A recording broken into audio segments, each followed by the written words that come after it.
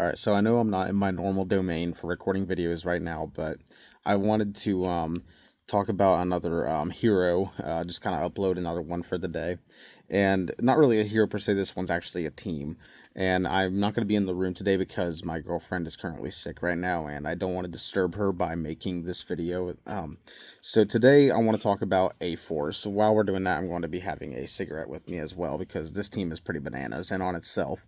So welcome to A-Force.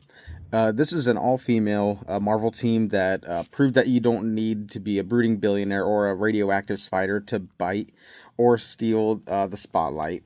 So cue the dramatic splash and cue the bass drop, and someone's going to be arguing in the comments about this one. I can already see it coming.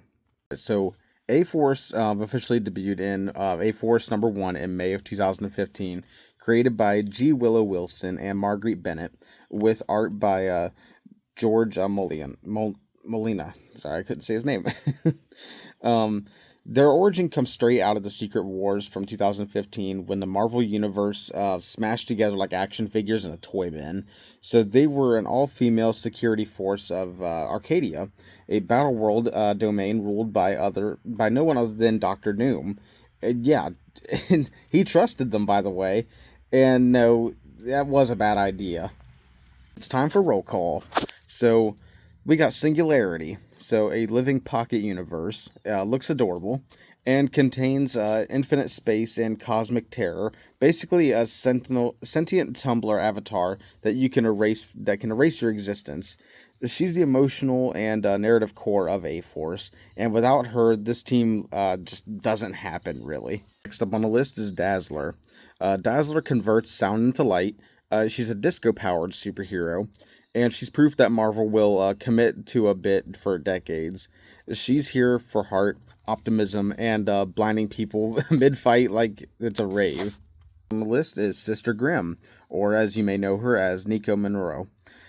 She was from the Runaways in 2003. As she wields the Staff of One, can only use each spell once. Magic system is powered by consequences, which is kind of strange. She brings the we've absolutely not prepared for this energy mood that the team really needs. And we have Queen Medusa. She first appeared in Fantastic Four, number 36 in 1965. She's Inhuman royalty. Um, she has hair that can bench press you, essentially, and she has zero tolerance for nonsense. So Medusa is the tactician of the group, the authority, the one who reminds everyone that this really isn't a game. Then we have She-Hulk. So she has super strength, super duper, super durability, and she's also super done with your opinions as well. She's the team's muscle, the legal counsel, and the emotional support Green Giant. So basically, it's a female version of the Hulk. Also have Captain Marvel. She debuted in Marvel Superheroes number 13 in 1968. So she has the powers of flight, energy manipulation, and leadership aura that can turn up to 11. So Carol is the backbone. When she shows up, things stop being hypothetical. Now we're going to talk about the story. So after Battle World ends, the team is reborn in Earth 616, but there's a twist to it. Nobody remembers Singularity. Imagine saving a reality with people who forgot you even existed. I'm sure that hurts.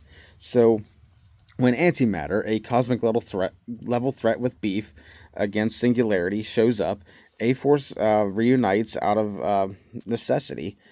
There are sacrifices, there's time travel, there's a literal bomb solution, and like most Marvel teams, they save the day and then they quietly fall apart because therapy is not covered in the Marvel budget. This is why they matter to Marvel. A-Force mattered because it wasn't just a gimmick team, it wasn't a girl version of other heroes.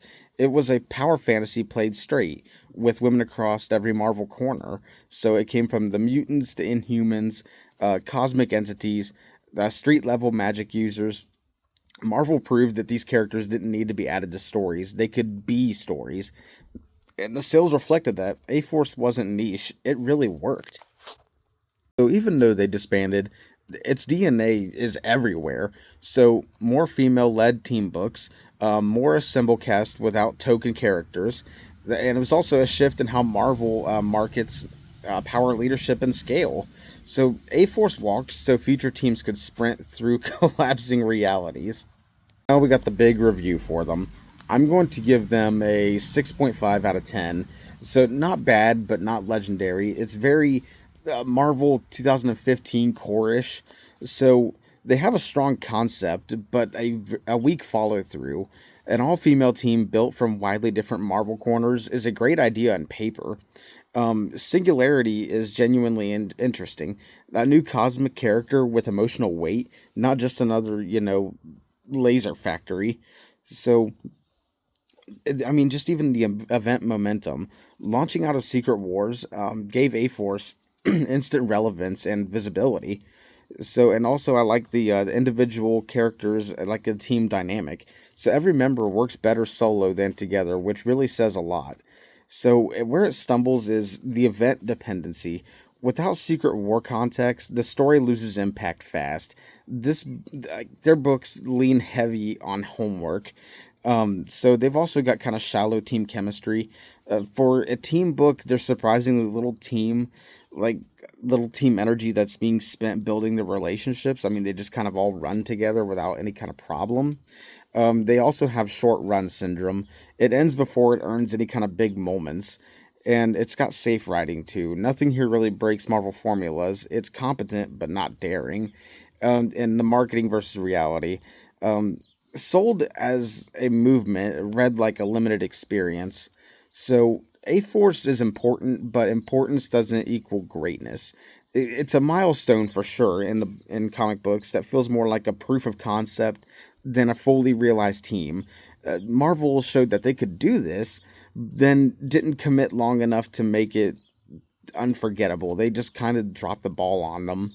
So if this had been given time, more risk, and more room to breathe, they would have had a very different outcome, and this would have probably been a whole different conversation as well. So, and A Force really didn't fall behind because it was bad. It failed because it was playing it safe when it needed to swing hard. And in a universe built on bold ideas, safe is the fastest way to be forgotten. So yeah, I mean, like I said, it's definitely um, one of those Marvel teams that should have been a permanent fixture, but ended up a cult favorite instead by a lot of people that are deep into comic books. It didn't really fail. It just wasn't allowed to stay long enough to become legendary, and I think that's kind of sad because in our current age where people are constantly arguing online about females in superhero movies and like kind of mix matching with genders and everything like that. um it just kind of seemed like a breath of fresh air. Like the idea was already there, and they didn't just shoehorn us in. It didn't feel like, to me at least. So, to be honest, it didn't really fail. It just wasn't allowed to stay long enough to become legendary. And honestly, that might be the most Marvel thing about it. So yeah, if you like the video, please go ahead and leave a like and subscribe, and let me know in the comments how you feel about the team itself. And as usual, if you want to see more content, feel free to stick in. I'm going to try to keep uploading daily. And go ahead and stay blessed out there. Have a good one.